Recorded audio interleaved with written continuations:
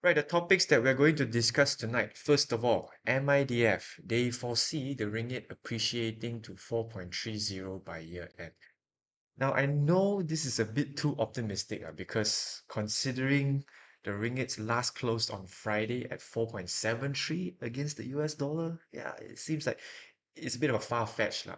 But we'll take a look at the reasons as to why MIDF is having this prediction and whether it is realistically achievable or not. Okay, next up, we will have a look at what income is enough in Malaysia. This is based on the Belanjawanku study, which I have talked about quite a few times previously. It estimates that single people living in the Klang Valley, they require about 2,600 ringgit per month to survive. But is this amount even enough or not? Yeah, we'll debate about it. This and more in our weekly analysis as usual, not financial or legal advice. A quick shout out to all our current learners and gatherers, our patrons. Thank you all so much for your support.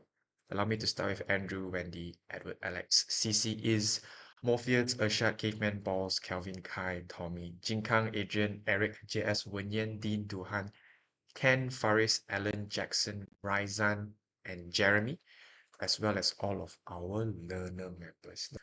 So, on to the first topic of the night. Yeah, better days ahead for the ringgit. MIDF foresees the local note to end the year at 4.30. Yeah, if this is realized, and considering the ringgit's current price of about 4.73 against the US dollar, we are going to see a 10% potential upside. Okay, and MIDF is not only positive about the ringgit, they are also optimistic on the Malaysian market. As you can see, FBMKLCI target 1,540 points compared to the current point of about 1,430 points. That represents an 8.45% upside. And these two rallies, right, is expected to occur within the next 2 months. Okay, so it's a little bit optimistic on my part, but let's take a look at why MIDF is predicting this. Okay, so first of all, we all know the weaker ringgit is due to the strong dollar, okay, because of the aggressive rate hikes from the Federal Reserve. But at MIDF Research, they believe that there will be no more further rate hikes by the US Federal Reserve. Hence, the terminal rate or interest rate at the US of 5.50%. Domestically, they are also expecting Bank Negara Malaysia to maintain the overnight policy rate at its current level of 3.0%.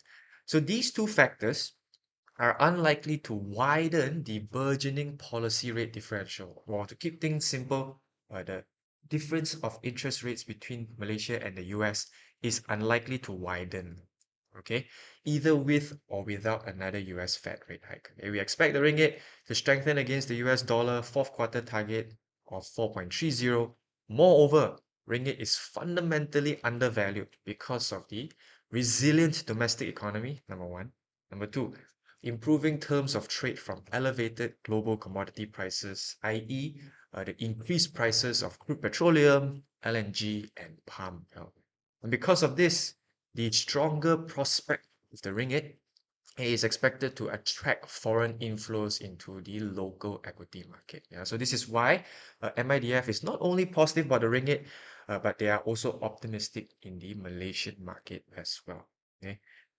Now, is this really too optimistic or not? Yeah, I decided to direct the same question to financial experts.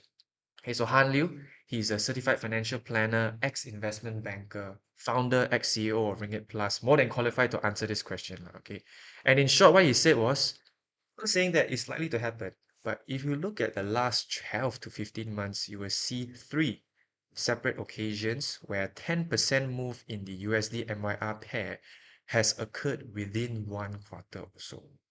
Okay, so if we remove optimism and pessimism, this movement has clearly happened in the past. Okay, and I decided to look it up, and that's really true lah. Okay, last year itself, in late November, sorry, not late November, at the start of November, coincidentally when Anwar was elected, right? That was when the ringgit started to really strengthen against the US dollar, and in less than a quarter, it strengthened by 10.50%. Now, this is just pure coincidence. It really led a lot of people to believe that it is due to the Anwar effect, right? And now, more recently, the ringgit weakening, right? the opposition is blaming Anwar as well. But if you have stayed with the futurists for quite some time, you've listened to me talking for the past 2 to 3 weeks, you know that this is not the reason. Okay, the reason on why we are seeing the weakening ringgit right now is because of the strong US dollar as well as China's economic slumping. Okay, so taking a look at MIDF's prediction 4.30 by year end, yeah, it may seem a little optimistic. Let's not keep our hopes too high. Okay, hope for the best and prepare for the worst, okay, because this movement itself has clearly existed in the past. Right, let's move on to the next topic. What income is enough in Malaysia? Yeah, this is one of the interesting questions that is asked by you guys through our NGL. And I decided, why not let us bring back the Belanjawanku study, which I have shared with you guys quite a few times previously. Okay, so Belanjawanku, this study is supported by EPF. It indicates the minimum level of expenditure required for people to live a sustainable and meaningful life. So let's take a look at some of the figures. Public transport user, yeah, what it costs to live in the Klang Valley, 1,930 ringgit per month. Single car owner, 2,600 ringgit per month. Now I'm just going to stop at these two figures here because at surface wise, I'm sure the majority of you are going to be like, what is this? A single owner, a single public transport user, 1.9k per month is not even enough. Okay, single car owner, 2.6k per month, living in KL, yeah, that's not nearly enough. And you know what? I entirely agree with you guys, but as the futurists, we cannot simply slap figures, okay? Because everybody's financial circumstance is different. That's why I decided to tag along on Belanjawanku's study over here, okay?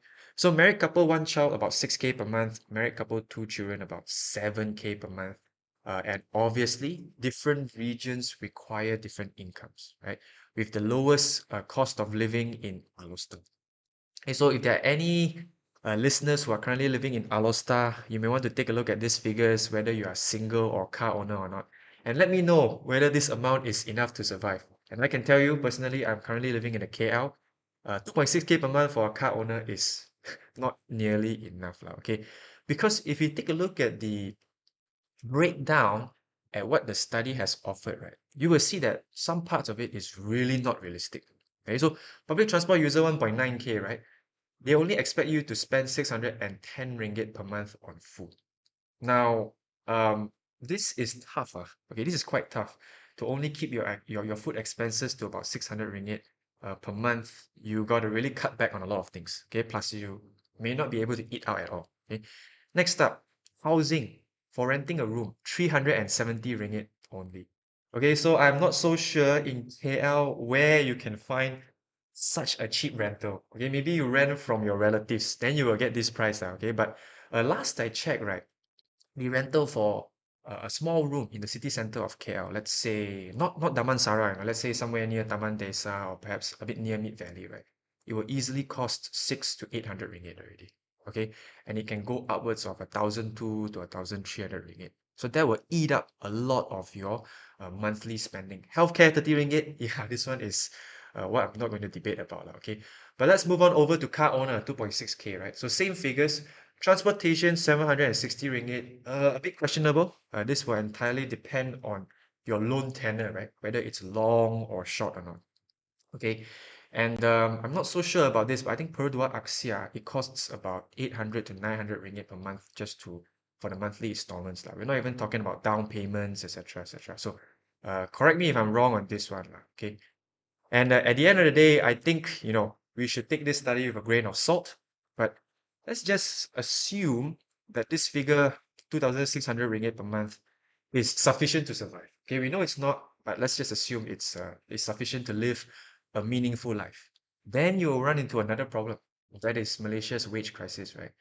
Median salary of Malaysia, former workforce employees, as of March 2023, stood at 2,600 ringgit per month. Okay, so this means that 50% of the population earn more than 2.6k, while the remaining 50% earn less than this amount. So even if this study says that, okay, it's realistic, it's sufficient to survive, what about the remaining 50% of the population that earns way below this salary? Okay, there's another deeper analysis into this publication by the Department of Statistics, right?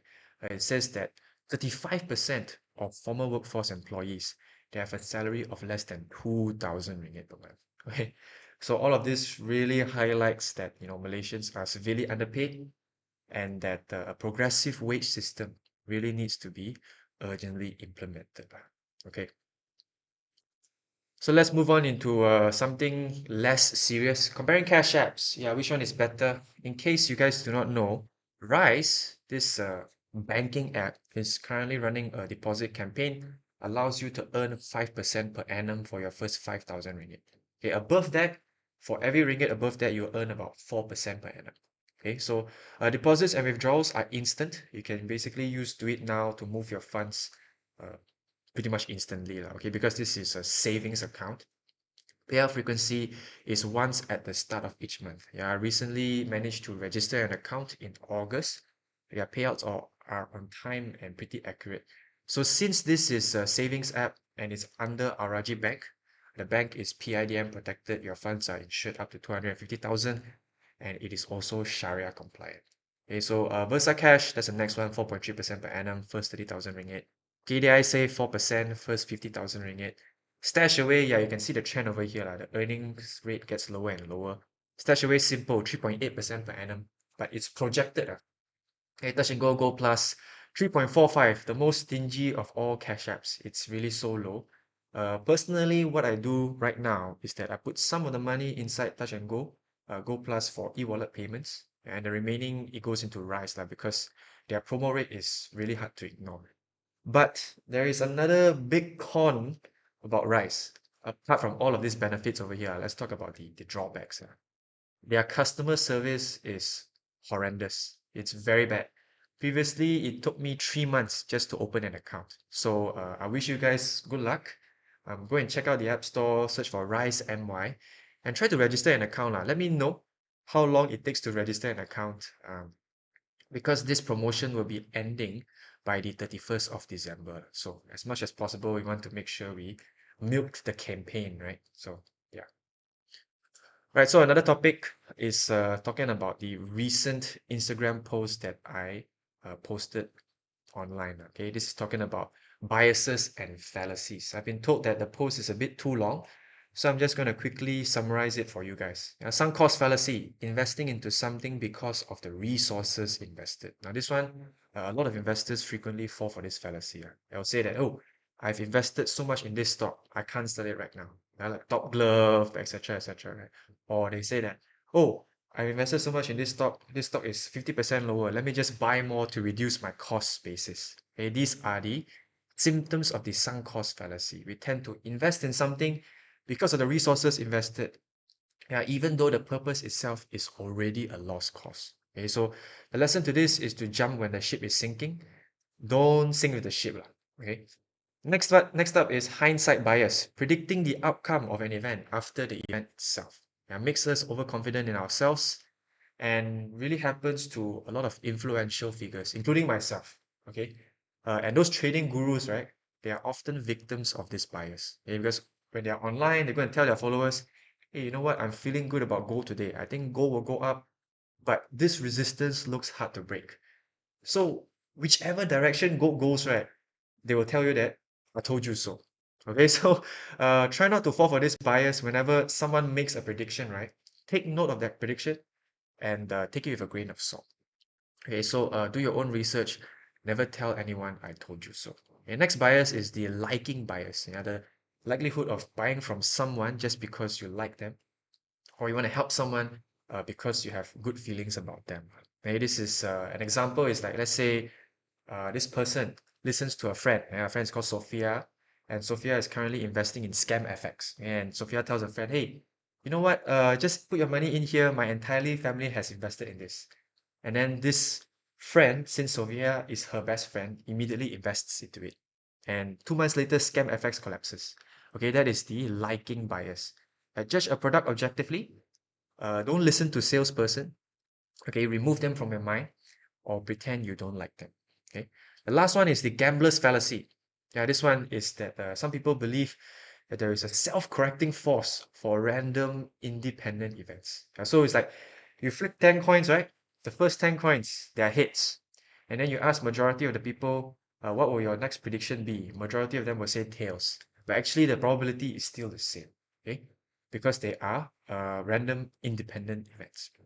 Okay, so luck is luck, and don't think that just because you're unlucky this time, you deserve to be lucky in the future, right? So that pretty much wraps up my presentation for tonight. Hopefully, you guys learn a bit of something. And if you guys want to read the short stories on this post, right, you can just check out uh, our Instagram. Okay. Thank you guys so much for joining, and I will see you guys in the next one.